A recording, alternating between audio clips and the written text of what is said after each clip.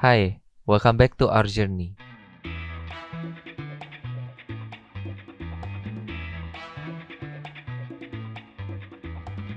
Gak berasa gue memasuki tahun ke-10 di industri kreatif ini. You know what? Hidup penuh dengan ketidaksengajaan. Dan ketidaksengajaan itu yang disebut takdir. Sama seperti ketika gue memilih masuk ke jurusan DKV yang menghantarkan gue masuk ke industri kreatif.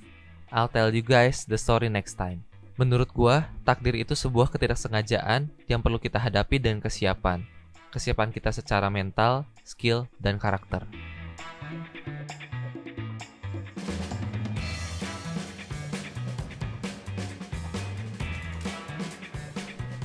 Hari ini, kita akan belajar bareng bagaimana biasanya kita menciptakan dimensi dan kedalaman pada fotografi. Dimensi dan kedalaman ini sangat penting pada fotografi karena dapat mengarahkan mata orang yang melihat kepada produk yang ingin kita tonjolkan. Di sini, gua nggak akan menjelaskan secara teori, tapi kalian bisa lihat langsung secara praktikal apa yang dilakukan dan bagaimana melakukannya. Kebetulan hari ini Noah tutup karena PPKM. Dan mereka malah melihat peluang untuk terus mengupgrade diri mereka selama tutup dengan melakukan training ulang setiap staff, bahkan upgrading menu mereka. Why? Well, menurut gua karena kita hidup di zaman yang serba cepat. Perubahan terjadi sangat cepat.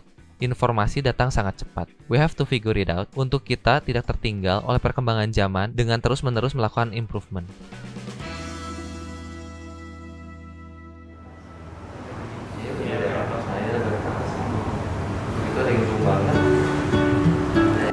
Karena lagi PPKM dan kantor lagi direnov, biar bisa jaga jarak, gue bawa setengah tim keluar kantor.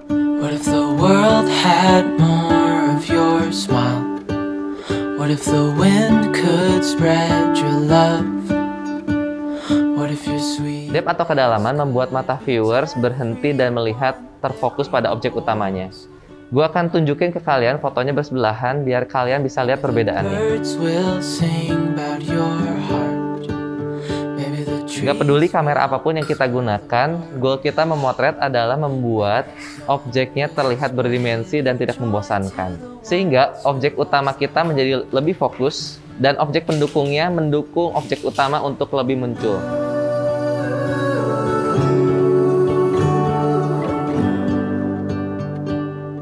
Untuk membuat kedalaman ini, kita perlu 4 hal. Yang pertama, posisi objek. Kesalahan yang sering dilakukan adalah menempatkan posisi objek utama terlalu dekat dengan background. Ketika kita melakukan ini, kita nggak bisa membuat backgroundnya terlalu blur, dan kita tidak mendapatkan blur yang menarik. Yang seharusnya kita lakukan adalah memberikan jarak antara background dengan objek utama. Yang kedua, foreground dan background. Inti dari sebuah kedalaman adalah kita menciptakan layering pada foto kita, sehingga foto kita tidak flat. Pada pemotretan kali ini, gue akan mencoba membuat 4-5 layer.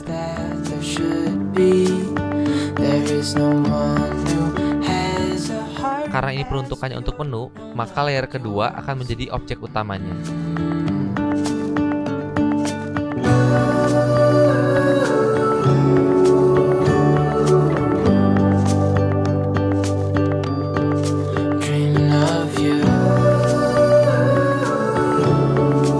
Yang ketiga, kamera setting.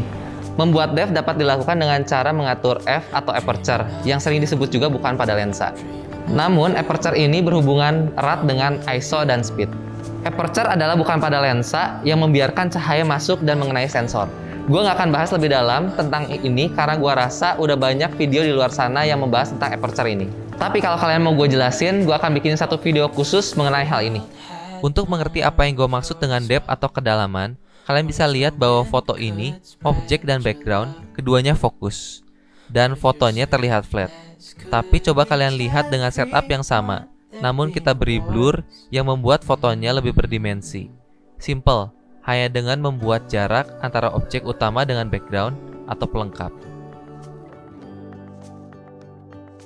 Hal Hal keempat yang menciptakan kedalaman, depth, atau dimensi adalah cahaya. Cahaya merupakan inti dari fotografi, karena fotografi itu sendiri adalah proses melukis menggunakan cahaya. Jadi, korelasi cahaya dalam menciptakan kedalaman adalah bagaimana kita menempatkan objek utama dari cahaya tersebut. Cahaya memampukan kita membuat objek utama lebih outstanding dibandingkan objek pendukung lainnya. Bahkan dengan kita mengontrol cahaya, kita dapat mengeluarkan karakteristik dari sebuah objek. Bagaimana bentuk sebuah objek dan bagaimana tekstur sebuah objek dapat dikontrol melalui cahaya. Kita benar-benar harus menempatkan posisi cahaya, sudut mana yang paling mempresentasikan objek tersebut.